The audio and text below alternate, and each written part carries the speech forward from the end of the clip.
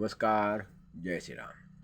मंडळी, आमच्या संस्कृतीने असं म्हटलेलं आहे, आपल्या संस्कृतीने, आपल्या भारतीय संस्कृतीने असं म्हटलेलं आहे, म्हणजे आपण असं अभिमानाने सांगतो किमान, की आम्हाला स्त्री ही माते समान असते आणि माते आहेच, असायलाच पाहिजे. म्हणजे माते समान आपल्याला स्त्री, प्रत्येक स्त्री आपल्याला ही माते समान आहेच, आदरणीय पूजनीय आहेच.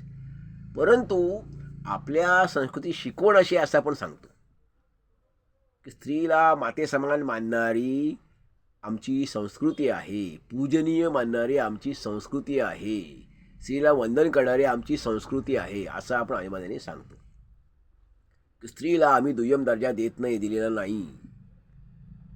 स्त्री गुलाम आहे अशी मानसिकता नाही, असं आमची परंपरा नाही, असं सांगणारी आमची परंपरा नाही, असं आपण अभिमानाने सांगतो. थोडक्यात स्त्रीला देवता मानणारी आमची संस्कृती असा अभिमानाने मिळवतो. तर मग आपले जे उदाहरणार्थ आपण एक उदाहरण आत्ता घेतलं तर विष्णूंचा आपण फोटो बघतो, भगवान विष्णूंचा फोटो बघतो, किंवा ते आता मालिकांमध्ये कुठे दाखवतात, समुद्रामध्ये विशाल क्षीरसागरामध्ये विष्णू दाखवतात आणि त्यांच्या पायाजवळ लक्ष्मी दाखवतात, त्यांचे पाय चेपते, विष्णूंचे पाय चेपते. हे चित्र आपल्याला कितपत पटतं की एक तर मग आपण कसं म्हणू शकतो की स्त्री आम्हाला पूजनीय आहे, वंदनीय आहे, स्त्री आम्हाला माते समान आहे, ती देवता आहे, आम्ही तिला देवता मानतो. देवतेला कोण पाय चपायला लावेल का? पायाशी जागा आहे ठेवेल का? म्हणजे स्त्रीची जागा पायाशी आहे का? आणि बोलायचं एक आणि करायचं एक. काही बोललो, बोलायचं म्हणून बोललो आणि करायचं मात्र भलतंच, असं झालं. नक्की काय म्हणायचं? आणि पत्नी म्हटलं तर ते पत्नी जागा पायाजवळ आहे का? ती गुलाम आहे का? पत्नी गुलाम असते का? तुमचे पाय चपण्यासाठी असते का? तिला बरोबरीचं स्थान नको का? बरं, मग उलटं चित्र का नाहीये? समजा लक्ष्मी विष्णूंचे पाय चेपते असं चित्र असतं, त्याचे उलटं चित्र का नाही? माते समान आहे म्हटलं उलटं चित्र पाहिजे खरं तर, पण तसंही होत नाही. देवता मानतो, मग देवता पाय चेपेल का?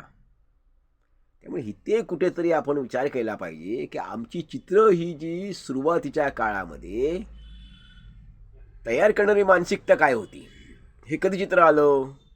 हे कुणीतरी चित्र निर्माण केलेलं आहे. मुळात हे सगळं काल्पनिक आहे, सर्व सिद्ध आपण म्हणतोच सगळे. परंतु मग त्यावेळेला त्यांची मानसिकता काय होती हे आपल्या लक्षात येतं. की असं चित्र काढणाऱ्याची मानसिकता की त्याने धाडस दाखवलं नाही उलटं चित्र काढण्याचं. का धाडस दाखवलं नाही? की समाज आपल्याला काही शिक्षा करेल, की तो घाबरला. ह्याचं कारण जुन्या काळात खरं बोलणंही मोठं कठीण असायचं, शिक्षेस पात्र असायचं. त्याचं कारण पृथ्वी गोल आहे असं म्हणणाऱ्या शास्त्रज्ञाला काय झालं? कोपर्नसना किंवा पृथ्वी फिरते आहे स्वतःभोवती, सूर्याभोवती आणि स्वतःभोवती असं म्हटल्यानं त्याला शिक्षा झाली, त्याला मृत्यूदंड दिला गेला, त्याला वेळेत काढलं गेलं. अशा भीतीपोटी चित्र अशी केली गेली का की आमची मानसिकता अशी होती की फक्त सांगायला की स्त्री ही माते समान आहे, स्त्री आम्हाला दैवता समान आहे, देवता आहे ती आमची, तिला आम्ही बरोबरचं स्थान देतो. जर बरोबरचं स्थान देतो आपण, तर मग विष्णूंच्या पायाशी पाय चेपताना लक्ष्मी चित्र कसं असतं?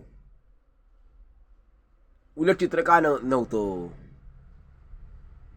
अष्टपुत्रा सौभाग्यवती भव हा पूर्वीचा एक आशीर्वाद असायचा. मग अष्टपुत्री सौभाग्यवती असा कधी का दिला गेला नाही आशीर्वाद? स्तोत्रामध्ये पुत्र पौत्र असं आपण म्हणतो, किंवा समर्थ रामदास स्वामींच्या आरत्यांमध्ये असंच उल्लेख आहे. पुत्र म्हणजे ईश्वराची भक्ती, ईश्वर पावन झाल्यावर तुम्हाला काय होईल? तुम्हाला पुत्रप्राप्ती होईल. पुत्री बाबतीत तुम्ही अपवित्र मानलेली आहे का? जे आमच्या श्लोकांमधून, नारद स्तोत्रांमधून, श्लोकांमधून, आरत्यांमधून असंच आहे सगळं, पुत्रप्राप्ती होईल तुम्हाला. म्हणजे मग आमची मानसिकता इथून पतित होते. आम्ही जे म्हणतो एक आणि वागतो एक, म्हणजे वागलो एक. की आम्ही मुळामध्ये स्त्रीला देवता कशी मानतो हे असं कसं म्हणायचं? मग बरोबरचं स्थान देतोय कसं म्हणायचं? मग ही तर मानसिकता गुलाबीची झाली, ही मानसिकता बुरसटलेली झाली, ही मानसिकता मागास झाली. आत्ताच्या माझं म्हणणं एवढंच आहे, इतकंच आहे आमचं म्हणणं, की आता तरी बदललं पाहिजे. अशी चित्र मुळात बंद झाली पाहिजेत की स्त्री पुरुषाच्या पायाशी किंवा देवी देवाच्या पायाशी. इथे कुठेतरी पण विचार केला पाहिजे की एकीकडे तर आम्ही असं सांगतोय, तर आम्ही काय सांगतो की स्त्री आमची, आम्ही स्त्रीला मातेसमान मानतो, देवता मानतो. एकीकडे फक्त सांगायला आहे का? हे फक्त सांगण्यासाठी आहे का? सांगण्यापुरतं आहे का? कृतीत आणायचं नाही का? कृतीत जाण्याचं असेल त्यात बदल करावा लागेल आम्हाला स्त्रीला खऱ्या अर्थाने तसं स्थान द्यावं लागेल. मग स्त्रीला तुम्हाला पायाशी किंवा पाय चेतन तुम्हाला दाखवता येणार नाही. त्यामुळे आपली मानसिकता कुठेतरी बदलावी लागेल आणि नव्या काळाची नवी पावलं ओळखून नवा विचार करावा लागेल की नवा संदेश आम्हाला जगाला द्यावा लागेल. आम्हाला या पारंपरिक सगळ्या याच्यातनं, चाकोरीतून, काय बुरसटलेल्या धारणांमधून, विचारांमधून, परंपरांमधून बाहेर पडावं लागेल. त्यातलं जे चांगलं आहे ते नक्कीच ठेवावं, घ्यावं, त्यातून बोध घ्यावा आणि ते जगाला द्यावं. पण वाईट आहे त्याचं निपात व्हावा, त्याचं उच्चाटन व्हावं, असा विचार केला पाहिजे. त्यामुळे नव्या काळाची नवी पावलं ओळखून आपण नवा विचार आत्मसात केला पाहिजे आणि तो समाजाला दिला पाहिजे. त्याची गरज आहे. समाजाची गरज ओळखून आम्ही जगाला काय देतोय? जगाला नवा विचार देतोय. मग हा जुना विचार झाला. मग जुना विचार तो कसा आहे? तर स्त्रीला गुलामीत ठेवणारा आहे. आमची मानसिकता काय आहे ती प्रकट करणार, जुनी मानसिकता जी आहे ती प्रकट करणार आहे.